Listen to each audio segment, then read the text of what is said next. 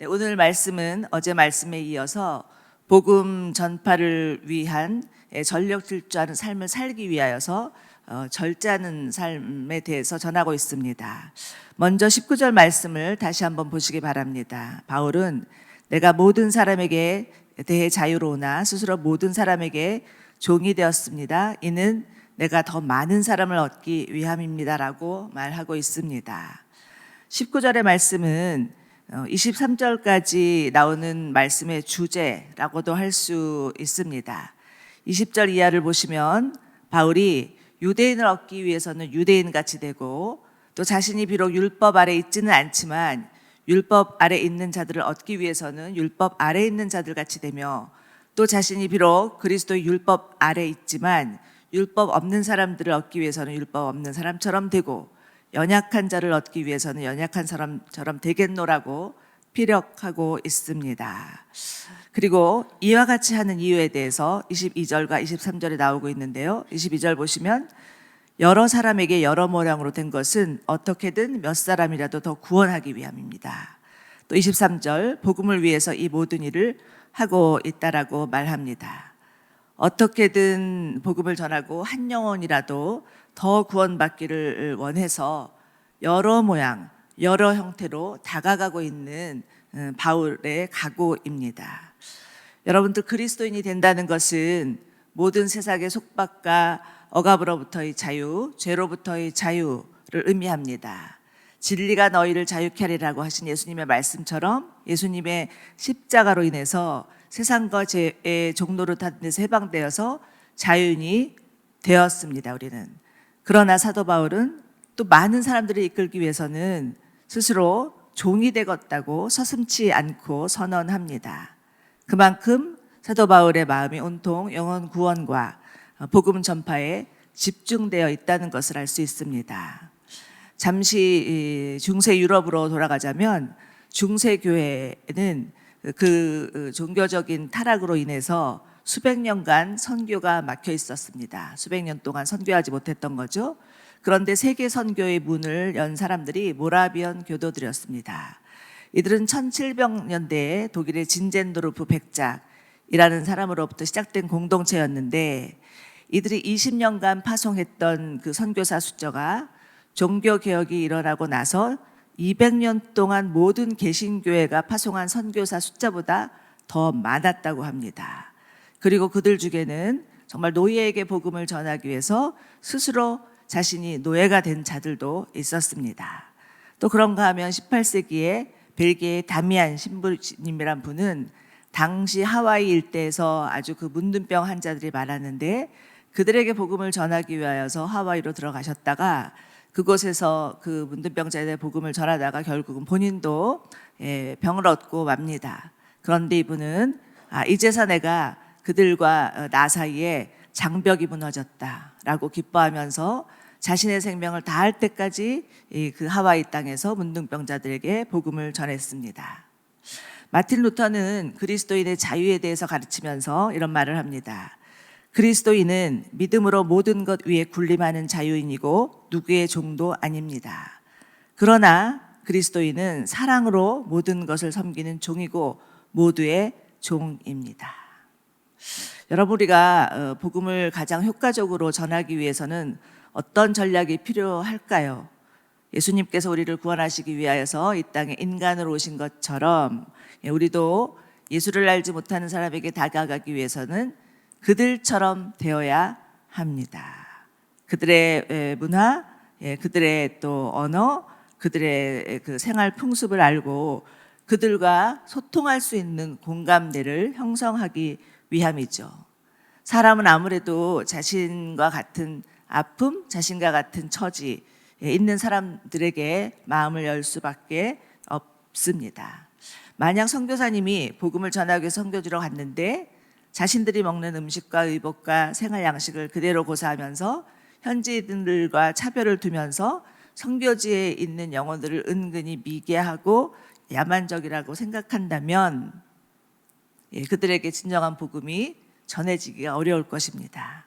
그러나 현지인들의 삶에 깊숙이 들어가서 자신이 그 현지인들과 그들처럼 된다면 그 영향력은 다르겠죠. 실제로 중국 선교의 아버지라고 불리우는 허드슨 테일러는 중국 선교를 위하여서 그곳에 가서 중국 사람처럼 변발하고 중국인 복장을 입고 당연히 언어를 배우고 그들의 음식을 먹고 그들처럼 평생을 살면서 복음을 전했습니다. 우리나라에 들어와 있던 선교사님도 우리나라에 들어오셔서 예전에 사진을 보면 이렇게 한복을 어색하지만 입고 그리고 또 우리나라 언어를 배우고 또 음식을 먹고 또 정말 초가집에 살면서 복음을 전했던 그런 모습들을 볼 수가 있습니다.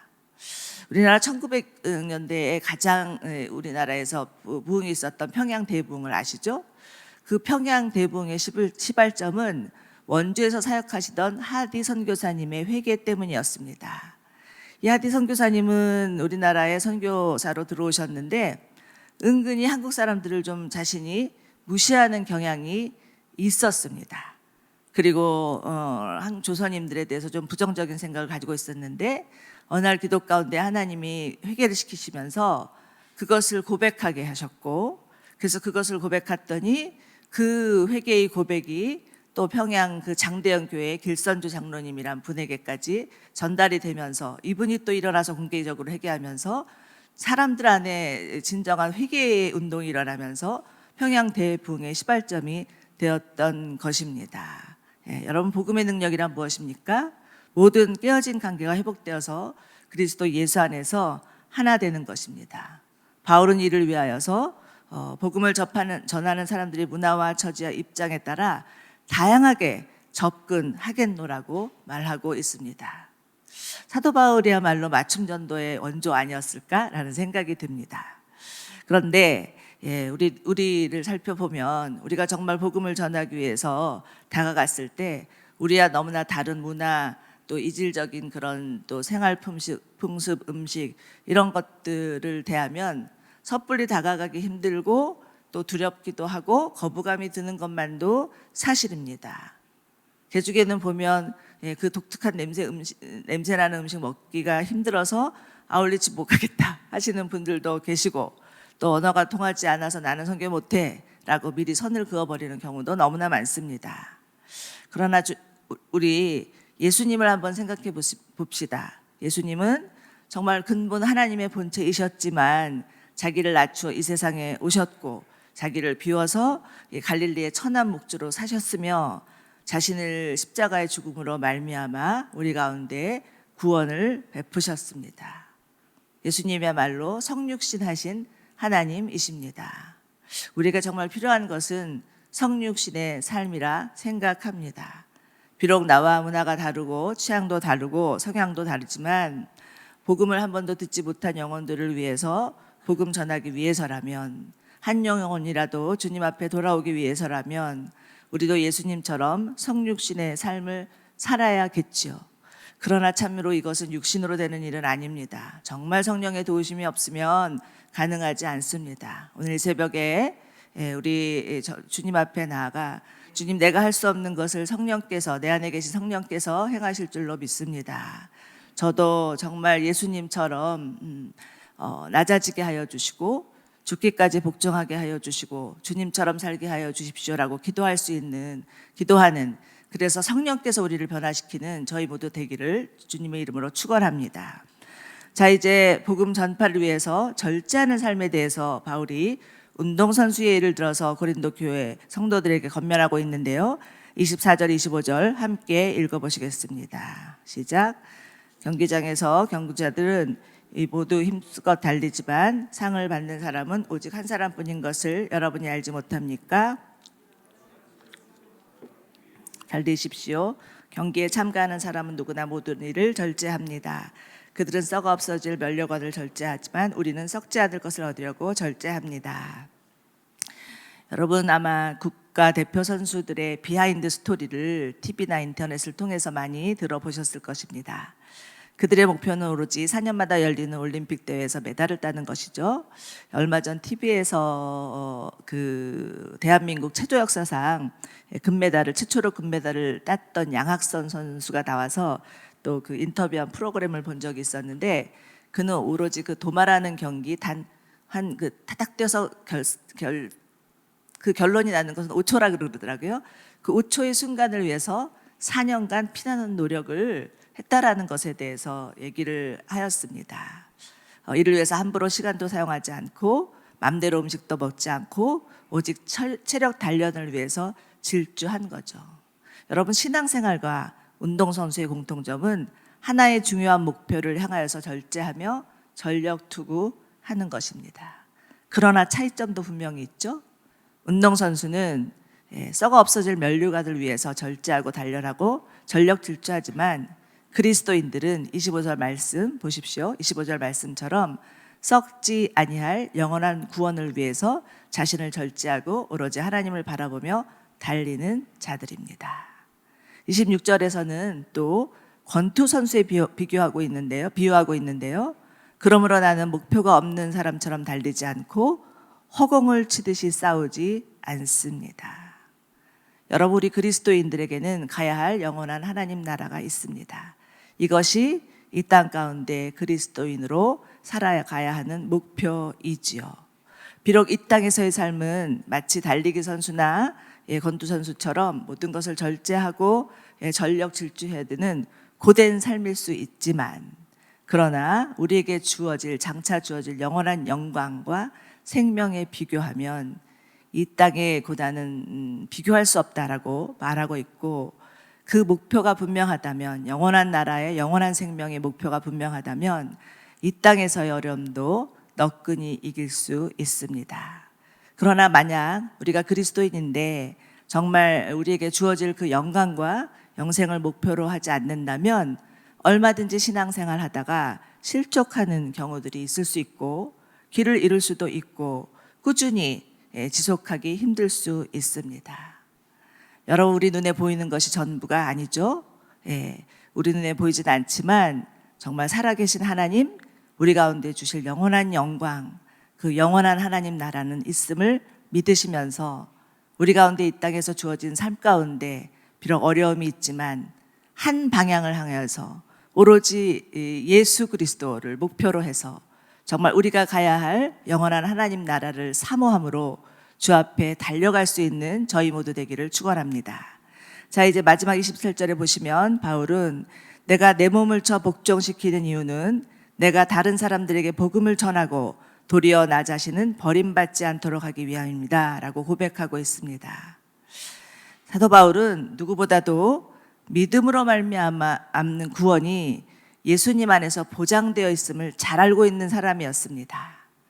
그러나 그럼에도 불구하고 언제나 하나님 앞에 두렵고 떨리는 마음으로 자신을 쳐서 복종시키겠다고 합니다. 왜요? 인간의 연약함, 인간의 죄된 본성을 너무나 잘 알고 있었기 때문입니다. 사도 바울은 고린도 교회에게 선줄로 생각하는 자는 넘어질까 조심하라 라고 권면합니다. 여러분, 고린도 교회는 정말 참 많은 은사와 축복을 받은 교회였습니다. 그러나 그것이 오히려 화근이 되었죠. 그들 안에 분쟁과 분열과 시기와 소송 같은 음란의 문제들이 터지기 시작했습니다. 우리가 정말 육신을 입고 사는 한 우리는 얼마든지 죄 지을 수 있고 교만이 머리를 쳐들 수 있고 얼마든지 탐욕이 우리를 집어삼킬 수 있다라는 것을 경계해야 합니다. 사도 바울은 이렇게 로마서에서 얘기하죠. 우리는 빚진 자로 대해 육신에 져서 육신대로 살 수는 없다라고 선언합니다. 만약에 육신을 따라 살면 죽을 것이다. 그러나 영을 따라 살면 살 것이다. 요즘 로마서 8장 저희 외우고 있는 말씀이죠. 육신의 생각은 사망이고 영의 생각은 생명과 평안이라 이렇게 분명하게 말하고 있습니다. 또 갈라디아서에서는 정말 성령을 쫓아 행하라, 육을 따르지 아니하고 성령을 쫓아 행하라 이렇게 권면합니다. 우리 안에는 두 싸움이 있습니다. 정말 육신의 소욕을 따를 것인가 성령의 소욕을 따를 것인가. 그러나 사랑하는 주님께서 이 땅을 떠나시면서 내가 너희에게 보내줄 보혜사 성령, 그 성령께서 너희를 영원한 하나님 나라로 인도하여 주실 것이다 분명히 말씀해 주셨습니다. 성령님은 우리를 도우시는 보혜사이십니다. 우리 안에 계신 성령께서 우리를 도우시면 우리 안에 있는 육신을 성령께서 이기시고 우리를 하나님 나라로 인도해 주실 것을 믿으시기 바랍니다. 그래서 정말 이 땅 가운데 살아갈 때 육신에 지는 자가 아니라 성령을 따라 행하는 자, 그래서 믿음으로 승리하는 자 되기를 간절히 소망합니다. 또 오늘 주신 말씀처럼 정말 우리 가운데 주신 복음 전파의 사명, 그것은 해도 되고 안 해도 되는 것이 아니라 정말 우리에게 주어주신 하나님의 지상 대명령인데, 이것을 감당하고 수행하기 위해서 정말 성령께서 우리와 함께 하신다는 것을 믿으며 성령님의 도우심을 구하며 정말 목표를 한 방향으로 정하고 여기저기 기웃거리는 것이 아니라 주님을 향해서 달려갈 수 있는 저희 모두 되시기를 주님의 이름으로 축원합니다.